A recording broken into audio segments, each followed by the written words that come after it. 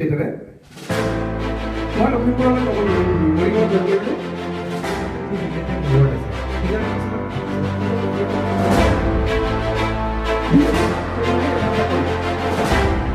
হয়, মই আপোনালোকক জনাবলৈ পাই সুখী যে এইবাৰ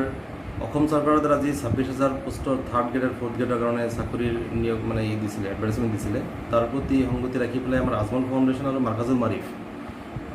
এই দুটা স্বেচ্ছাসেৱী সংগঠনৰ আমাৰ CEO হজৰত মৌলানা বদৰুদ্দিন আজমল চাহাবে নিৰ্দেশ দিছিলে যে আজমল কলেজৰ প্ৰতিটো আজমল কলেজত এটা ফ্ৰী কোচিং হ'ব লাগে 45 ডেজৰ,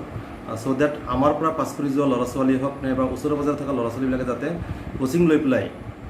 এই পৰীক্ষাত যাতে ভাল পাৰফৰ্মেঞ্চ কৰিব পাৰে। আৰু সেইটো উদ্দেশ্য আগত ৰাখি পেলাই আজমল ফাউণ্ডেশ্যনে আজমল IAS একাডেমীৰ ফেকাল্টিৰ দ্বাৰা কিছুমান উন্নতমানৰ ষ্টাডি মেটেৰিয়েলছ বনাই আৰু সেই আজমল IAS একাডেমীৰ